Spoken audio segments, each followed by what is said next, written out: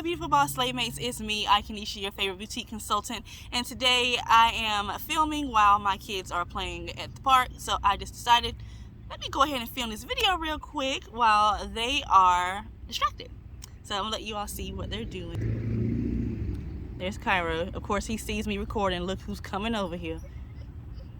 Kai, you can't come over here and be on camera, boo-boo, okay? Look at him, y'all. Look. Kai, let's play with Sissy.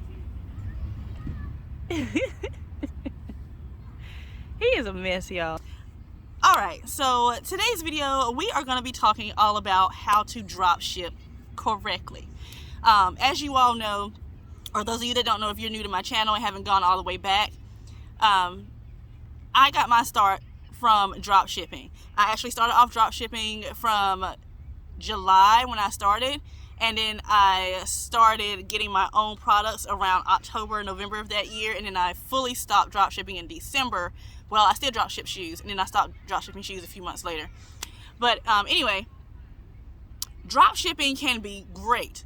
It has its pros and cons, but there are things that I have noticed, as usual, as I am doing website audits. There are some things that I'm noticing that people are doing or not doing as they are drop shipping. So I just want to give you all a couple of pointers as to some things that you definitely should or should not be doing when it comes to drop shipping.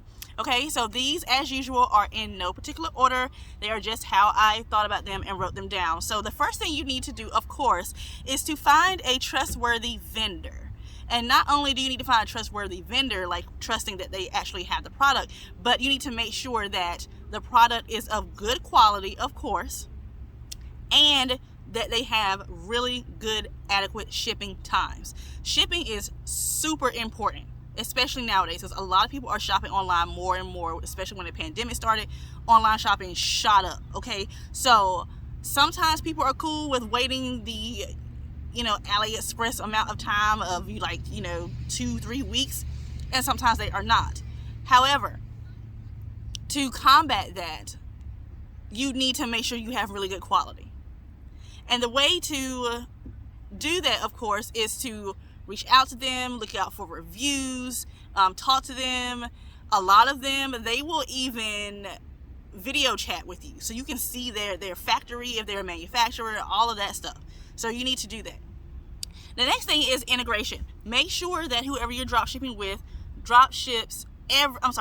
integrates correctly with your Shopify, so that way you don't have to add anything to your website on your own, like edit it. You don't have to edit the excuse me. You don't have to edit the amounts or edit the photos or things like that. You can easily just integrate their website into yours, and it's seamless. So it needs to be a very seamless action that you do. The next thing, this is a huge mistake that I am noticing a lot of people are doing, that I have noticed that are drop shipping. Do not add a ton of items to your website just because that drop shipper is offering it. So what I'm saying is, let's say you have a drop shipper and they offer men, women, kids, accessories, handbags, shoes, and you decide to add all of it to your website. That gives you a catalog of 3,000 items. No one wants to sit there and go through all of those items. Okay, that's number one. So you need to make a menu, because I went to someone's website and she had a ton of items and no menu which was separating out the categories. No one wants to do that, okay? So you need to make sure you have a menu, separate all of it into categories, tops, bottoms, kids, men's, women's, whatever. Separate everything so it can be easily found. Then two, you need to add only what you know your target audience wants to see. Don't just add any and everything just because it's there. It doesn't work that way. That just shows, it's a red flag, basically. It's a red flag, because you don't look trustworthy. It looks like you just jumbled a whole bunch of stuff together just to have a site, and you don't know who you're selling to. Because if I, for example, am loving, nice trench coats and blazers and stuff, I don't want to see little, basic t-shirts or something like that. I may not want to see that as me, as a particular customer. You know what I'm saying? So, as usual, like I say in almost every single video, You need to know who your target audience is and your ideal customer. Yes, there is a difference. Yes, I have a video about it, and I also have a class about it. Links will be down below in the description box. All right, so the next thing you need to do, which ties into what we were talking about earlier with the good quality and shipping times, you need to order your own items.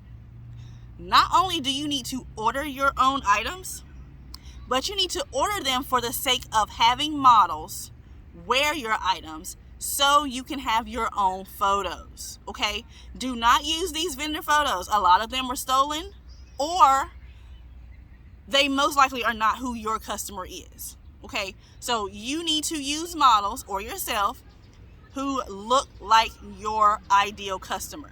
People want to see themselves represented on websites. They want to make sure that they are buying from a trusted source. Excuse me. Not only that, but a lot of these other drop shipping sites, they're using, the same photos over and over again. So therefore, your photos are going to look like other people's photos on other drop shipping sites if you don't stand out. If you are trying to create a brand and create a brand identity, your photos are a part of that. Hold on for a second, I have a kid about to ride by me. So, yeah, your brand identity has to be your photos are a part of your brand identity. Your models, all of that. How clear the photos are, the type of photos you're using, all of that ties in. So order your items, see how quick the shipping is, see what it looks like when it arrives, see the quality, and then use models. Okay? Next, definitely do not accept returns if you are drop shipping from your customers unless your drop shipper has a really good return policy for you to return the items.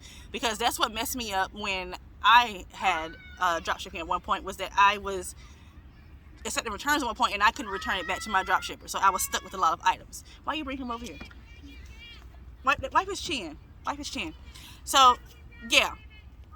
Create a policy that is good for you. Here comes Kyra. Don't touch. Create a policy that is good for you. Give me a second.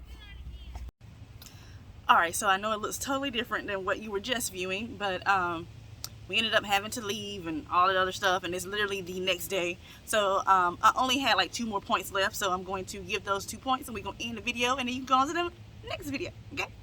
Alright, so the next tip that I was talking about in terms of how to drop ship correctly is to check and make sure that not all drop shipping companies do this, but some do. So ask your provider if they allow you to send them your branded polymailers or your colored polymailers, whatever polymailers you want to use for your customers, if they allow you to send them to them, as well as hang tags. Now, a lot of dropship companies don't do the hang tags, but a lot of them will do the polymailers if you ask them. So just make sure that it's something that you ask, because you want your dropshipping company or your boutique to look as professional and like you do this yourself as possible. I don't know how else to word that, but a lot of people think that it's because you dropship, it's not as much hard work as it is with a boutique, and it's a little bit harder in my opinion, because you have so much other things that you cannot control, whereas the control is in your hands when you have all of these materials and your merchandise here in your house or your own warehouse or things of that nature. But yeah, please make sure that you do that, because you want to make sure that your customers have an experience the entire time, a branded experience. And just because your items are in another country or another state does not mean that those customers should have a boring shipping experience. Okay? So the very last point is, you should be doing this anyway, regardless of if you drop ship.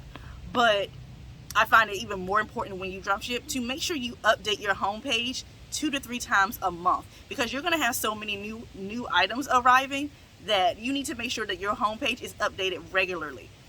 Now, when you aren't drop shipping, I do recommend doing once or twice a month of updating your homepage, depending on how many new items you get and how much time you have to do so.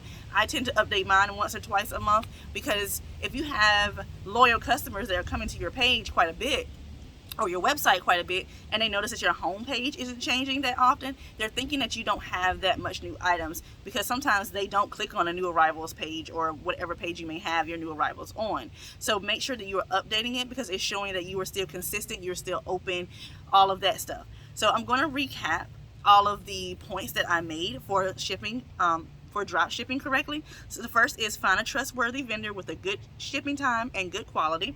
Make sure that the integration is seamless into your Shopify.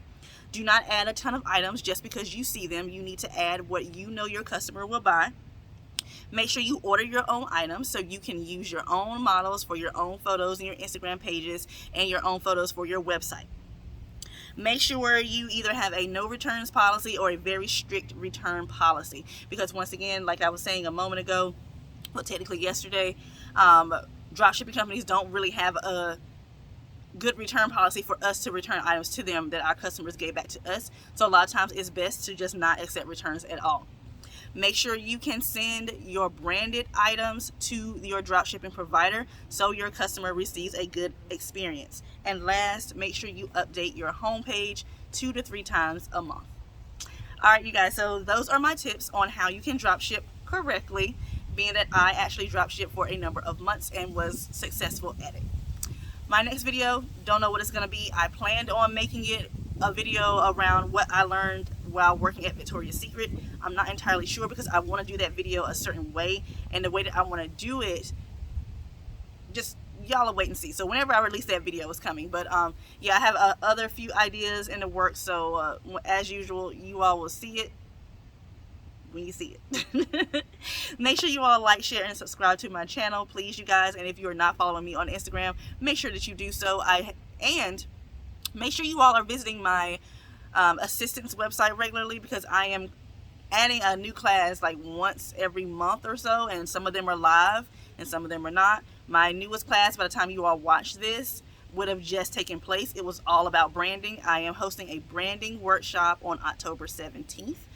It will be live, and I have worksheets and everything, and it's a whole interactive class.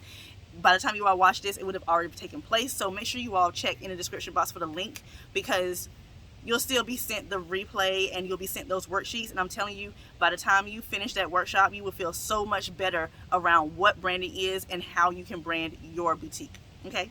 All right, you guys. So I will see you all in the next video. Bye.